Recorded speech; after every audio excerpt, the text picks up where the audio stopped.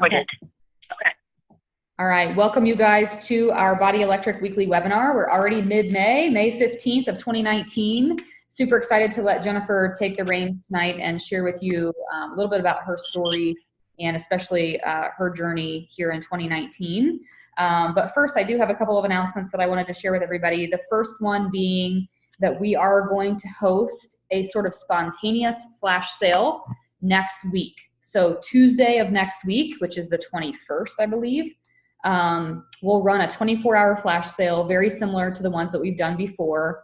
We will do a raffle giveaway at the very end. It'll be like a sun bum, suntan lotion, little gift set. It'll be themed for summer. So if you have people who are kind of on the fence about ordering Ultimate Portion Fix or joining your next challenge group, or people who you've kind of been following up with over and over again, this would be a great opportunity to invite them to this flash sale to convert them from maybe to yes. So that's going to be happening next Tuesday. The way we normally run these is about 9 p.m. or so, we will kick off with the lead posts. All of the different flash sale items will be posted that evening, and then people will have until Wednesday night to order. So they'll be given a 24-hour window to participate in that flash sale and to place their order in order to be eligible for that raffle. So if you have any questions about that, please let me know. My plan is to also live stream a little bit about that in our team page by probably most likely Friday afternoon. But that is one announcement that I definitely wanted to make. The second announcement that I wanted to share is just that the Vegan Chocolate Recover launches on Monday.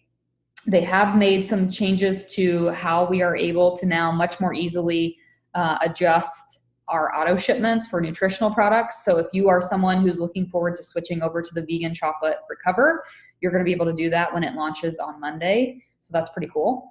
And I think there was one other thing. Oh, yes, June 8th is coming fast. So that'll just be here in about, what, 3 or so weeks from now. I'm going to be hosting some of the leaders on our team over at my house for a stand-up paddleboard yoga session, AKA for some of us, a splash session.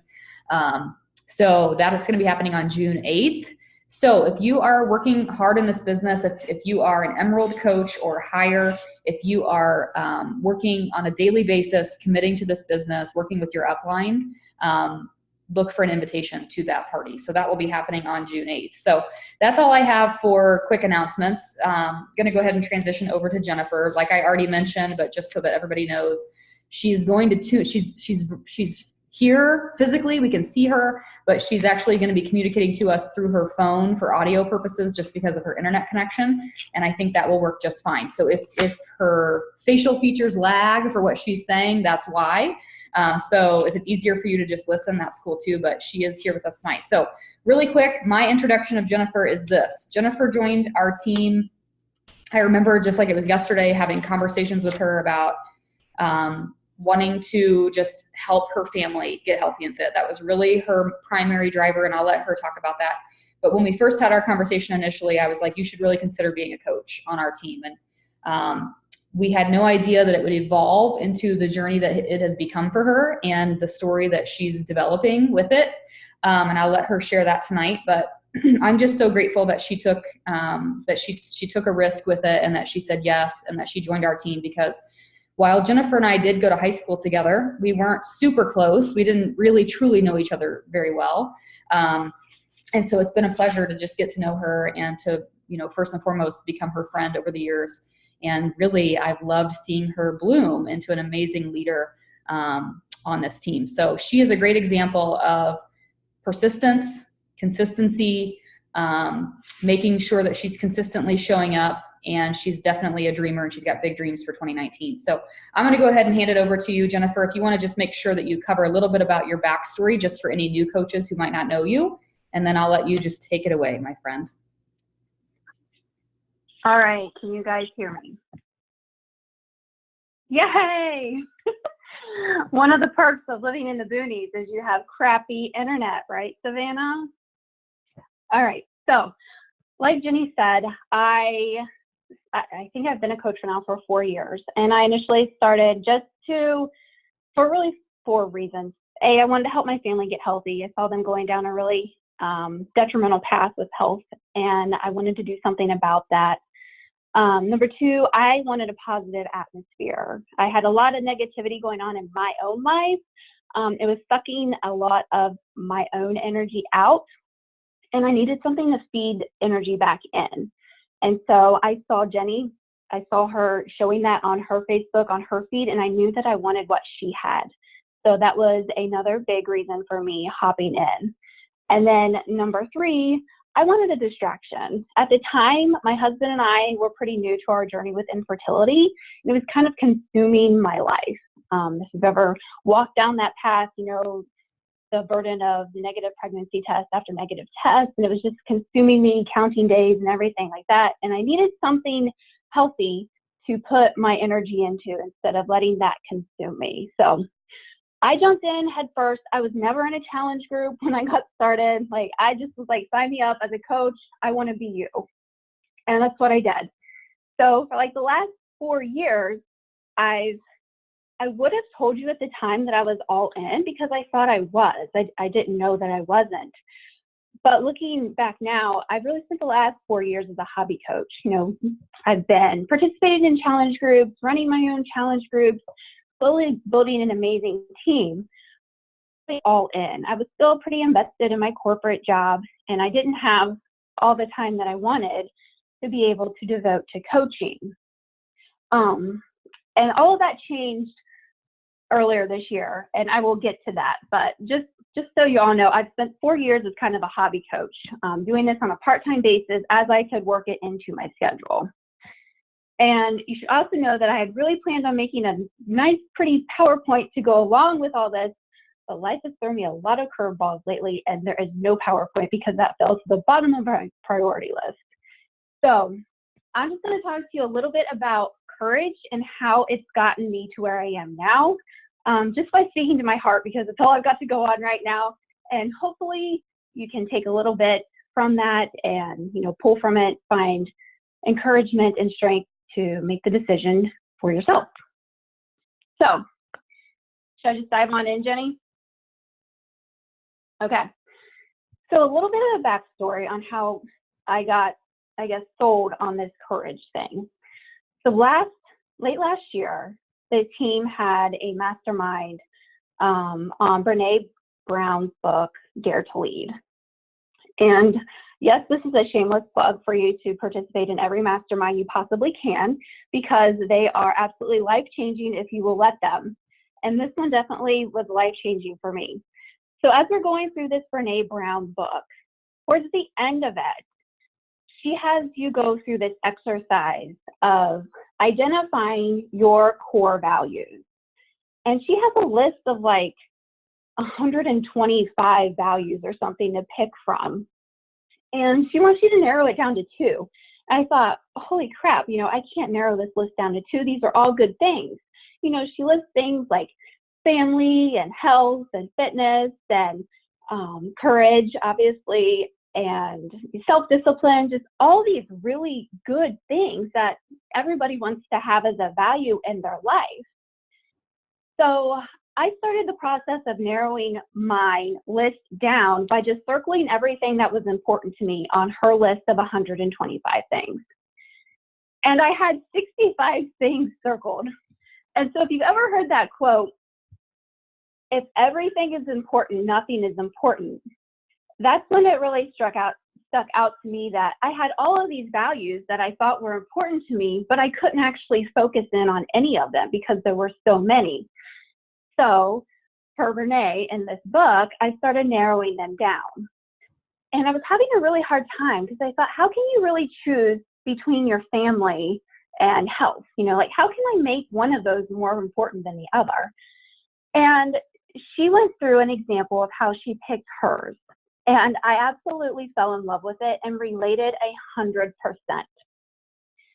So to paraphrase her explanation, she said that courage was one of her top 2 values to live her life and make every decision by, because it allowed her to consider all of those other things that were important to her and make the right decision. So for example, say that, you know, your family is important to you, but your work is also important to you. You know, how do you balance the two, right? That's the million-dollar question, work-life balance. Well, by choosing courage as one of your values, that gives you the ability to make the best decision in the moment. So, you know, say somebody asks you to work late on a special project, but your daughter's been begging you to go to this dance recital for, you know, 6 months. Well, in that moment, you can use your value of courage to choose the dance recital. You don't have to feel guilty for giving up work because you know that your daughter needs you. So anyway, I went through this whole exercise with Renee, and I really settled on the fact that courage was one of my top 2 values in life because it allows me to make courageous decisions in every single part of my life.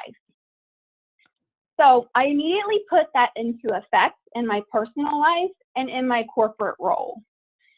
I started, you know, making very courageous decisions at work. I started being very bold in my yearly goals.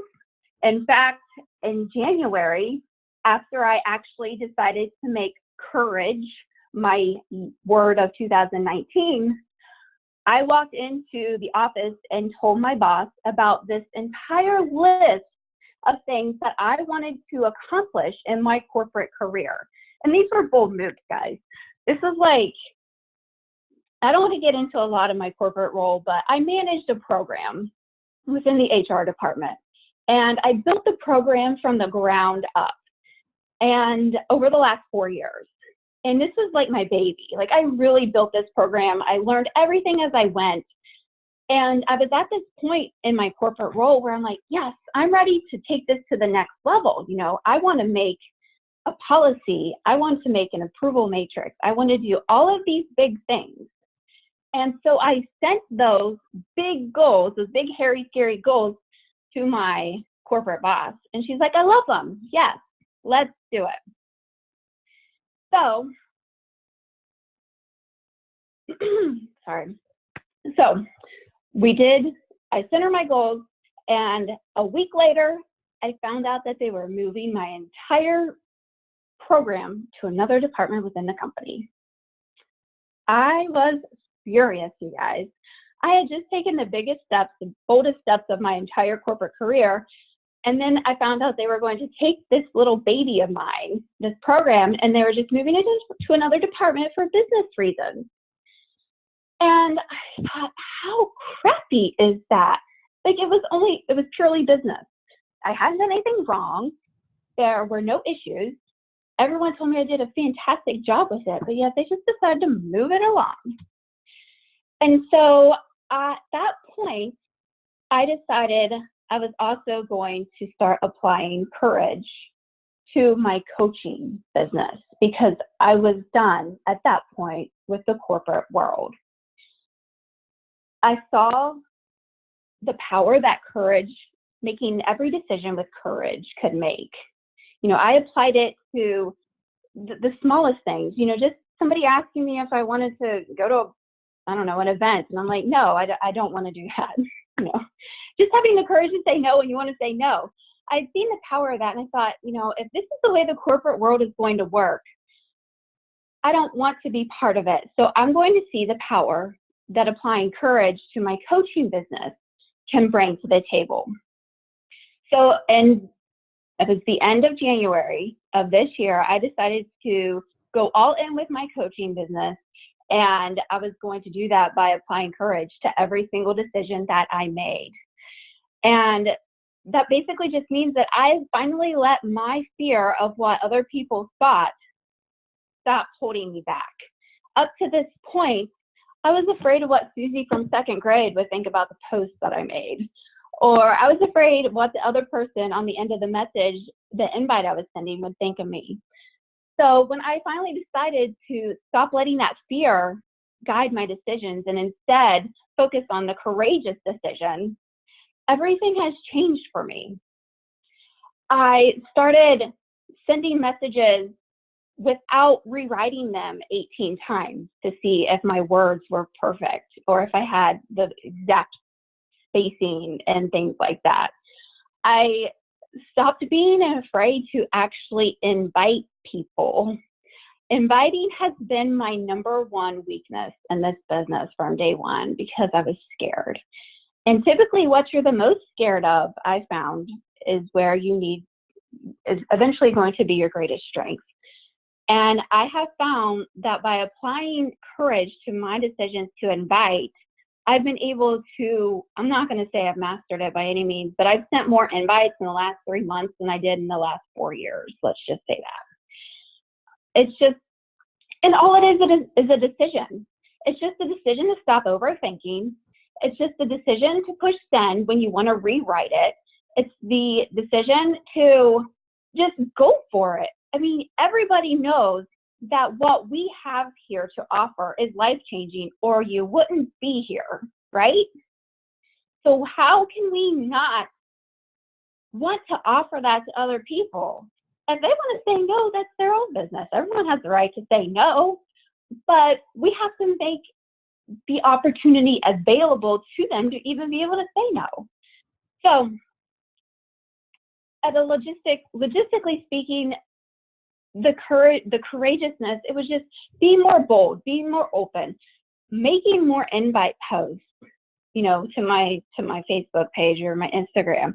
It was being more relational and more open, you know, really trying to speak to people and diving deeper than surface level. You know, I think we're all guilty of throwing up a surface level post because it's 10 o'clock at night and you're like, crap, I haven't posted anything. I have to get something up. So we're just like, here's a fun quote, right? Those are fine, but every now and then we have to connect on a deeper level. And we can't worry about what anybody else thinks. You have to have the courage to be like, this is me. You know, if you want to follow me, fine. If you don't, don't. No harm to me, no harm to you. And it was really about having more courage in my conversations.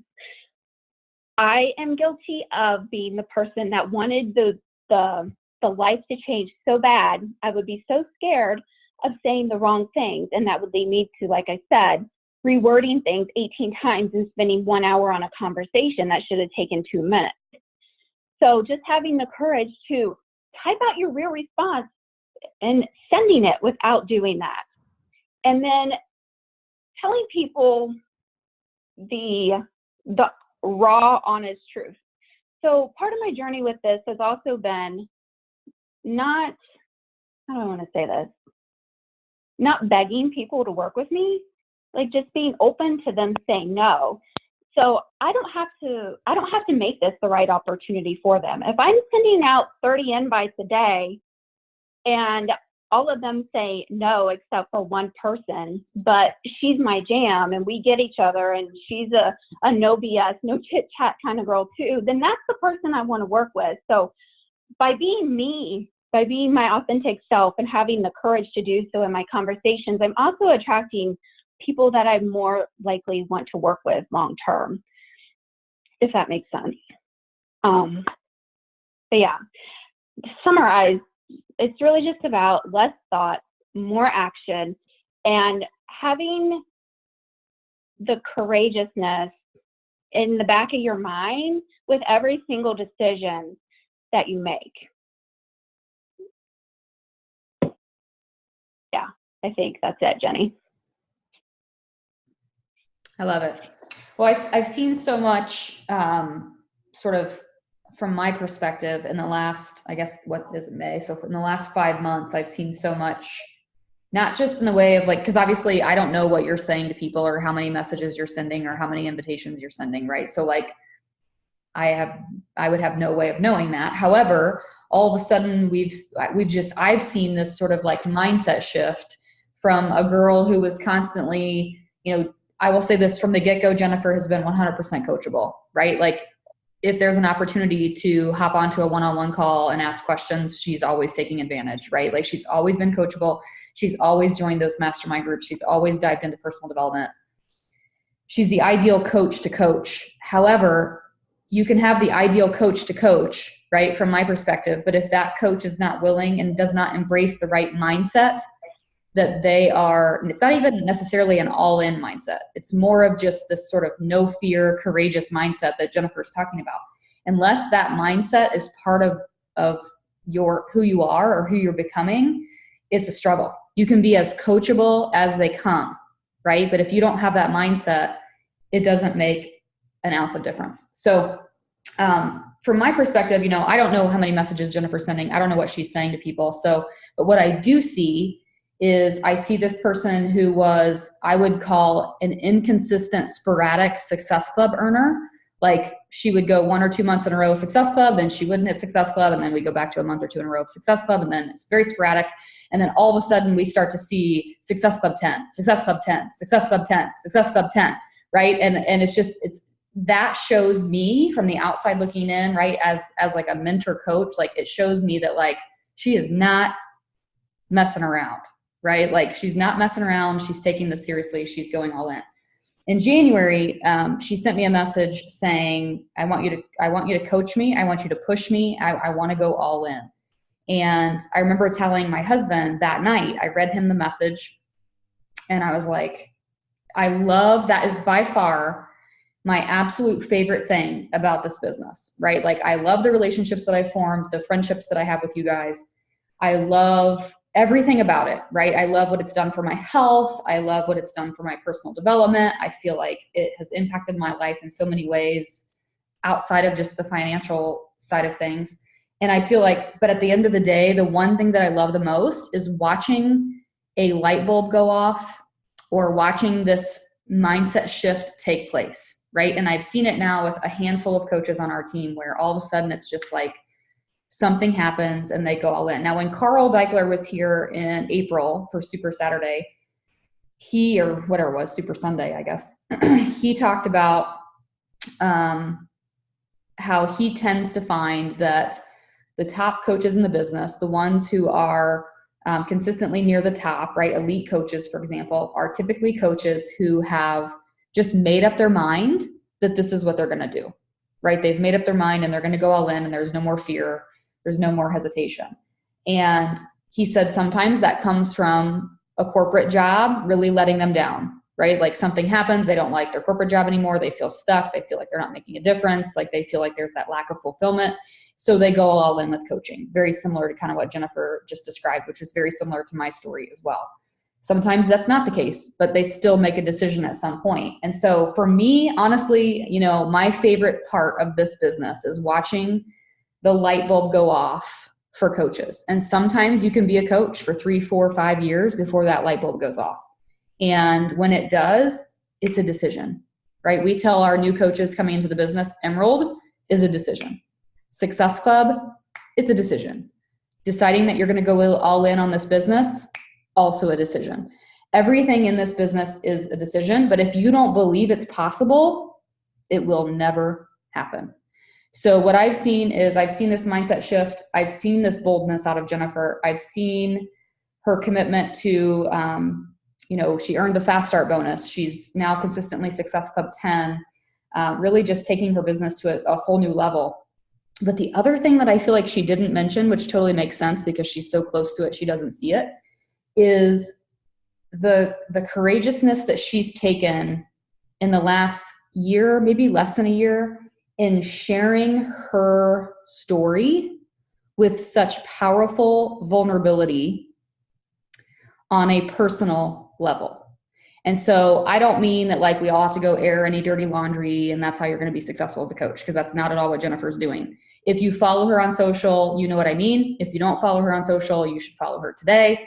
But the way that she is sharing her story, whether it's with infertility, whether it's with her spouse, whether it's with this house that they're remodeling, right? Her story is one that I want to follow. And I want to be in her corner no matter what it is she's doing, because she has made me as an outside person fall in love with her.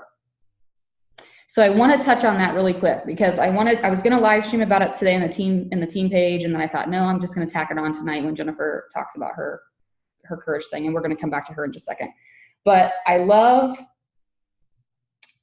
this idea. I was talking to my success partner recently and we were talking about this idea.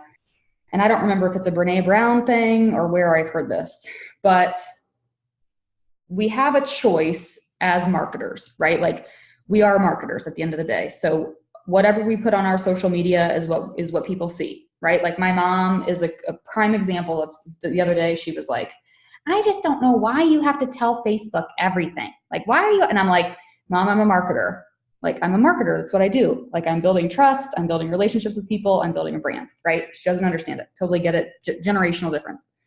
But here's the thing. We have a choice with every post that we make and every piece of our story that we share when it comes to vulnerability. We have the choice to make the hero of the story ourselves, or we can make the hero of the story you, the other person reading the message, the other person looking through the window at your life.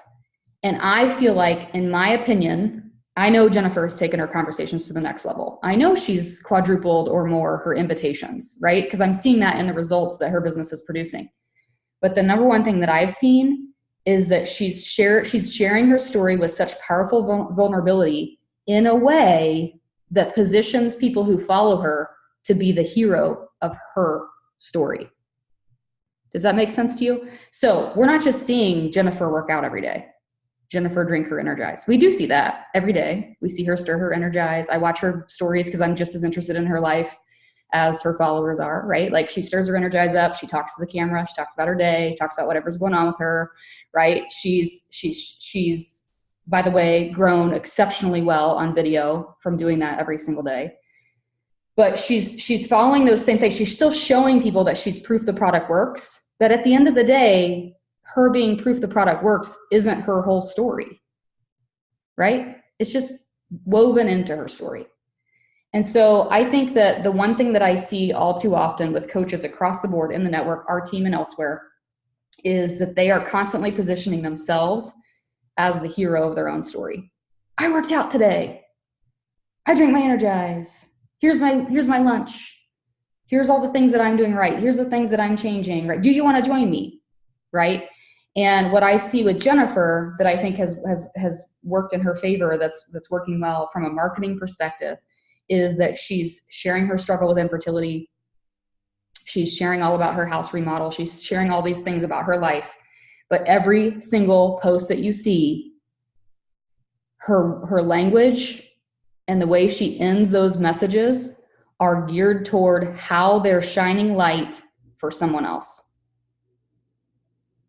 Every single one of them, right? She went through, she didn't even tell us on the call, but like she has announced, I think it's okay for me to say, she has announced her pregnancy, which is awesome. And she's shared that on her story. And she said at the end of it, I'm sharing this because fellow women who've struggled with infertility, I want you to see the hope in this. I want you to see the hope in this story. And everything about the way she's shared this has just made me just like fall in love with her even more. And I can tell you that she's gaining this sort of followership of people who are champions in her corner who want her to succeed, right? So this authenticity of who she really is coming through in every message. And she's positioning the other person, these people who struggle with infertility, these people who are struggling with family life, whatever, are the heroes of her story. And so I share that only because it's been on my mind lately. I think she's doing a great job with it. I think that's part of her courageousness in this last few months, making the decision to be more courageous in her messaging, more courageous in her private messages, her invitations, but also in her brand and how she really goes for it with sharing her story. So I don't think I have anything else. I just wanted to wrap it up with that. But does anybody have any questions for Jennifer? I know that some of you guys mentioned that you have some questions, so I will let you guys, you can type them in the chat if you have tricky internet, or if you want to just unmute yourself. I'm sure, Jennifer, you might be open to hearing a few questions or taking a few questions.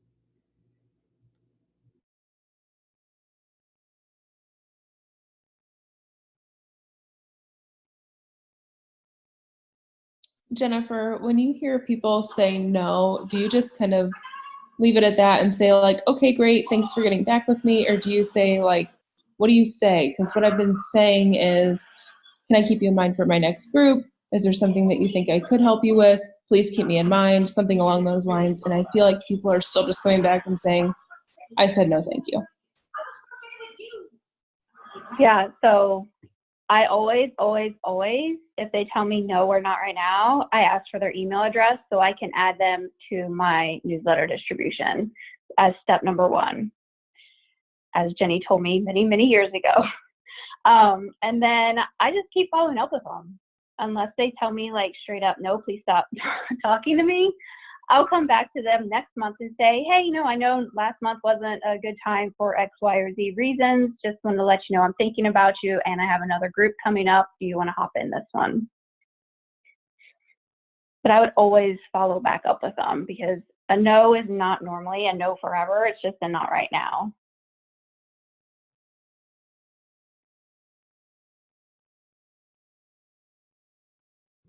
I would also just chime in to say, start paying attention to at what stage of the process or the conversation you're receiving that no. And if it tends to be at the same point in the conversation, for example, if it's when you bring up the price and then they say no, if that starts to become a consistent theme, then I think you can dissect that a little further. You could say, okay, how am I handling this conversation and how could I change it? Right? Because obviously when I'm telling them the price, then they're like, whoa, no thanks. If that's the case, I'm just using an example. So if that were the case, then I would tell you that you have to do a better job of establishing the value in the group itself, not just the products, but the group itself, so that there is no objection to the cost. So the way that I position my conversations personally, I hardly ever get a price objection. I think I got one recently and I remember I was like personally offended. Like I told Chris, I was like, this lady just told me no. And Chris was like, people say no. And I'm like, no, people don't normally say no. And it's because if I have a conversation with somebody and we're on that level where we're having a conversation, I feel confident enough that I'm going to establish the value in what it is I have to offer and in the challenge group itself, that to me, the entry cost of buying that pack, right, is minimal. So it's how you position it. If I'm talking to people about how they're going to get a month of Shakeology and a year of access to workouts, and they're going to learn all this education about nutrition, and they're going to have me as their coach, and the group itself is so supportive, and here's the way it works. And then I'm like, it's 160 and that covers everything I just said. Then they're like, oh yeah, sign me up. Here's my email. But if we have a conversation about my group or a product, and then I give them the cost and we haven't established that value and they tell me no, right? That's something that you can tweak. So that's just an example. I don't know if that's exactly what you're dealing with, but pay attention to not constant, but like consistent themes. When you start to get no's, say, okay, how have I handled these conversations? Where is that popping up? And then that can teach you how to change it. Sorry, I just wanted to pop in there. Any other questions for Jennifer?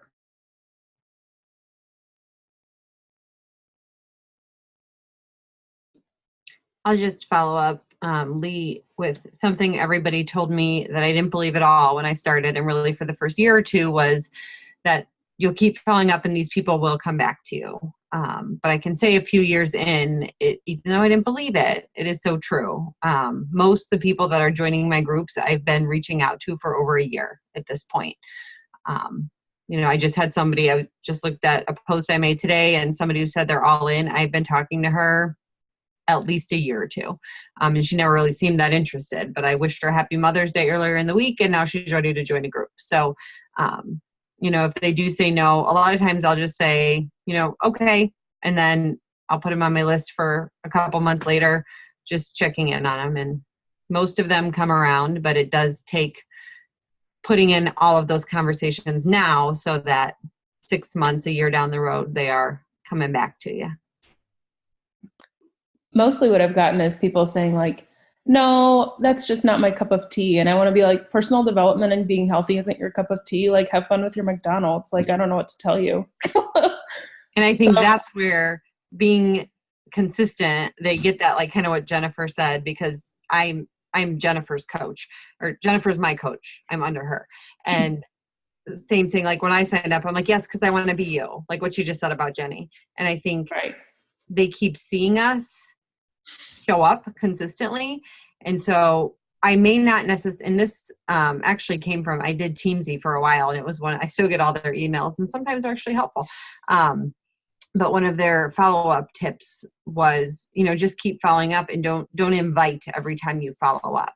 So I'll just make sure that they're a person, every other month I go back to something in their feed and comment on their picture. Or the more that you interact with them or send them messages, the more they're going to see your stuff.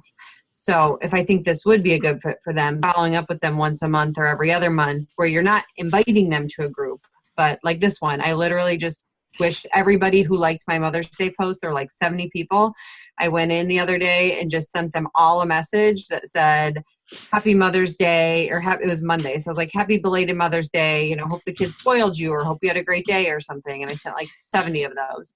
And then people who replied back, I've noticed a lot more of them are now liking posts that I'm making on my page because they're seeing them because of the feed. So all my follow-ups are not invitations by any means. Sometimes it's literally just sending them a message because I saw their kid was cute or something. So I think that to me takes off the pressure of that follow-up. Like this one who just said that she's all in. I haven't invited her in a number of months, but I've sent her little messages like that. So sometimes, for me at least, that took the pressure off the follow-up when I know it doesn't have to be an invite. Yeah, like a touch point, kind of like commenting, just to keep that interaction. Like, hey, I'm still here. And I care about you mm-hmm. without inviting you to my group every time I talk to you. Right. Yeah. I like that. Thanks, Jackie. I love that. Yeah, the seed plant is huge. So was it Dave Ward's National Wake Up Call last week? I think it was who I heard say that he tells his coaches that they should be talking to people for at least 2 weeks before they send an invitation. And I was on the other end of that National Wake Up Call, like, preach it, right? Like that's exactly how, and I understand, I totally get that there are people in this business that have success that just do straight up cold invitations, and that's fine. I personally don't have very much success with that. And I built my business strictly through my warm market on Facebook, 100%. 9 years into coaching, I haven't ventured past Facebook. I am taking the venture out of Facebook this year for the first time. But Facebook, warm market for me, but it's been about building relationships and doing exactly what Jackie just said. So having, if you're new to this business, then to me, that means you should be reaching out to even more people on a daily basis, even if it's just to touch base and reconnect. Right? And then with some people, the invitation might come sooner. With other people, it might take a little more nurturing, or you plant that seed by offering the invitation. If they say no, you circle back later with what Jackie was just saying. Like, you've planted that seed. Now it's time to establish the relationship. But people typically have to trust you. You have to be on a trust basis for them to say yes. So whether it's their cup of tea or not, I don't know. But if they trust you more and they watch your journey even longer, and they see you succeeding with it, then they're going to want to be part of that.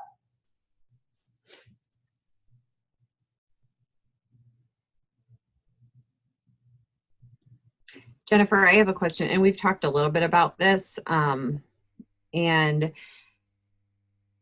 anyway, sending more invites, because I know for some reason I keep struggling with this, and I know I brought it up before, but finding those people to send all those invites to. I know you shared with me your strategy of anybody who likes an invitation post, just automatically sending them a message and then saying, were you looking for information on my group? So I've done some of that.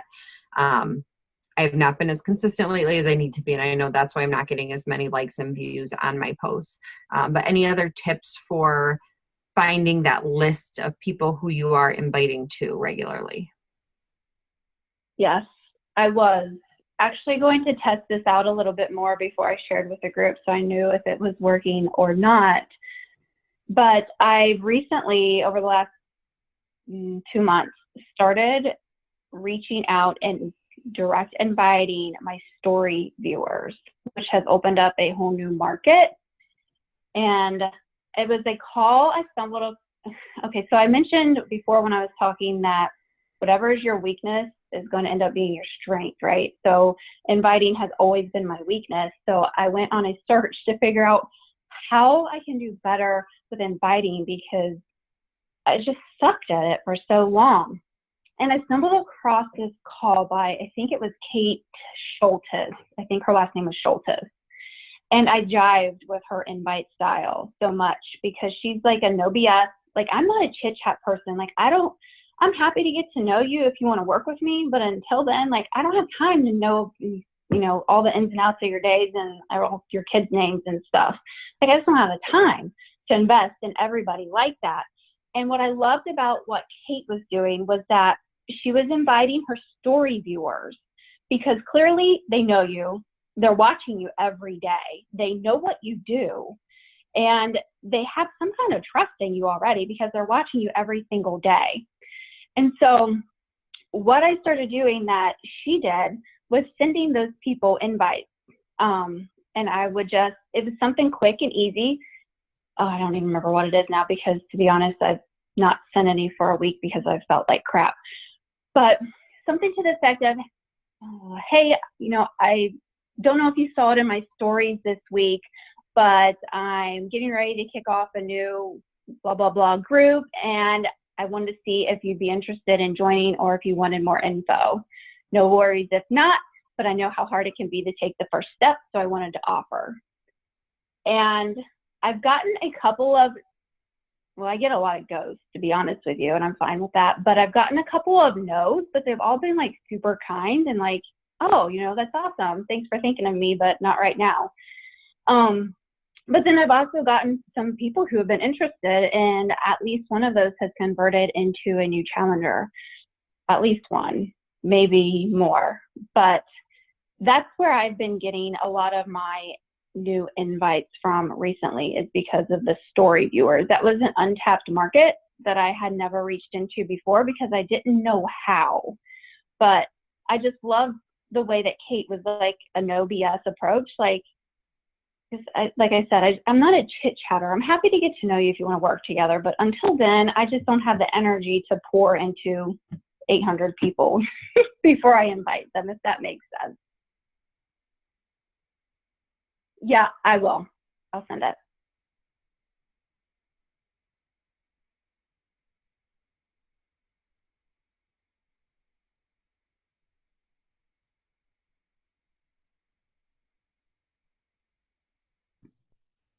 Any other questions for Jennifer?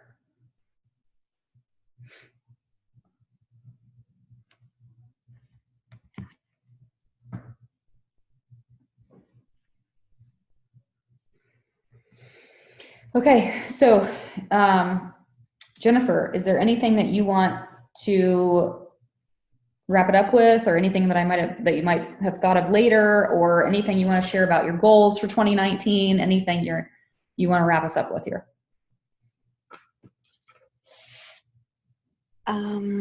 Just that courage and being courageous is really a decision, like everything else in this business. Like Jenny mentioned, it was just the decision that I made in January when I saw my corporate job going down the drain.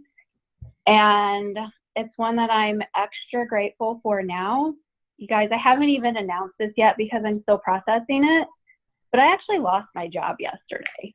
Like, they let me go. So now, like, just knowing that I've put the work in now over the last few months to have myself kind of geared up to really make this thing skyrocket it's a huge relief for me. So I'm just really grateful, but it's a decision that you can just make. Like anything else, you just have to make the decision, and just let that courageousness guide every decision you're making. There's nothing to be afraid of. Yeah, I think you guys just heard a rough draft of a future national wake-up call, because I think she's got, she's had that mindset shift this year, and the stars are aligning in her story to really produce something cool here, to inspire a lot of people. And I, for one, am happy to have a front seat view of what's happening in Jennifer's life. And I'm so grateful that all of you guys took the time tonight to tune in and hear more from her. Definitely consider her one of the leaders of our team, and always like it when you guys get to hear different perspectives and different things that are working for people. So, okay, cool. So we will wrap it up. If anybody has any questions specific for Jennifer, obviously you can reach out to her privately or post in the team page. Look for a live stream from me probably Friday afternoon, talking a little bit more about our flash sale, which will be next week. But otherwise, we will do our flash sale Tuesday night, and then I will lead a webinar on Wednesday evening. And I think that's all I got for you guys. I got something real quick. I just remembered. Yeah. I'm going to work on putting together, I put in one of the message strands what some of you are on. I've tried different ways of onboarding new challengers, and I like the idea of, I want to kind of bring my people back to the virtual gym, and having a unit where we can have like a week intro to people before the challenge group necessarily starts, or to kind of get them going. So a few people have reached out and said like, oh, I have a week's worth of stuff or anything. So if you have anything and you'd be willing to share, I can look at a few people's things and kind of put together a unit in there. But my idea would be almost whether it's every Monday or every twice a month or something, we have kind of like we've talked about when we bring new coaches on, like a success pod of coaches, almost having a success pod of challengers. And if we have like 5 or 10 or 20 challengers who are all the Tuesday after Memorial Day going to start a challenge group, then maybe like this coming Monday, they start unit 1 together, whatever the unit is, their prep week.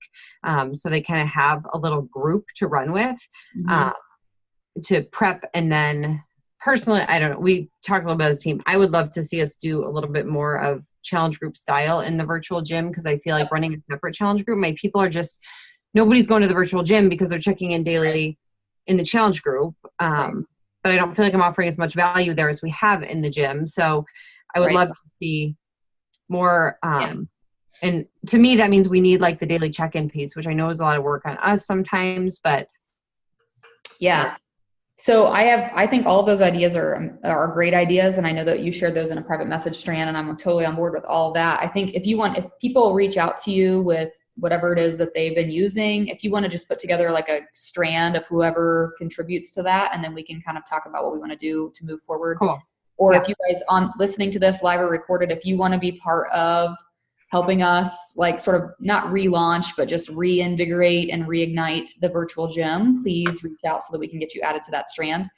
But my feeling, I was just telling my husband this last week while we were on vacation. I told him, the cool thing about the virtual gym now, the advantage that we have is that it houses our clients, right? Like the clients that we've brought on since January. And the cool thing about the Beachbody flywheel is that each quarter we have some sort of product release, right? So we had the Ultimate Portion Fix. We've got the Morning Meltdown 100 coming up. I don't know if you guys have seen any of those previews, but they're scaring me. It looks so hard. But anyway, I was thinking like the cool thing about the virtual gym now is at the time, it didn't make sense to lead it as a challenge group. But I think now it almost is a no-brainer to do it, because we could almost do like a Morning Meltdown 100 challenge within the virtual gym, which would be great, because then all of our new energy, new people coming in for Morning Meltdown would be on fire, posting every day, bringing that energy up. But it would also serve as a way for the people who are existing in the virtual gym who maybe have just been doing their own thing, not checking into the group or whatever, or who need to be relit, their fire relit. They can purchase a Morning Meltdown 100 completion pack, right? They've already got BOD. They can buy that completion pack and they can hop into that Morning Meltdown mini challenge. So I think it makes sense to do that. The reason I didn't do that with Ultimate Portion Fix was because obviously I was like, we all decided we didn't want to give that value of Ultimate Portion Fix knowledge and nutrition to people who hadn't bought it. So that's why we did the Ultimate Portion Fix outside of it. But obviously with something like a fitness program, it makes sense, because if people don't buy it, they don't have access to it. So there's not any like certification value added there. So I think all those ideas, Jackie, are awesome, but I think maybe the best idea is to get anybody interested in relighting that virtual gym into a message strand. We can all exchange whatever information we have. I know some people have mentioned having, like you said, like 7 days of prep content or whatever, and then we can just get it done. We can kind of divvy it up and get it done. Does that sound good? Cool. I think that sounds like a great idea, especially heading into summer. Okay.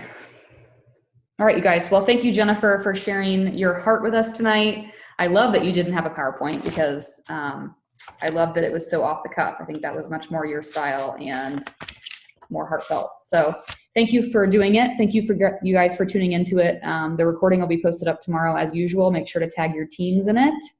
And I will see you guys next week. Have a great night.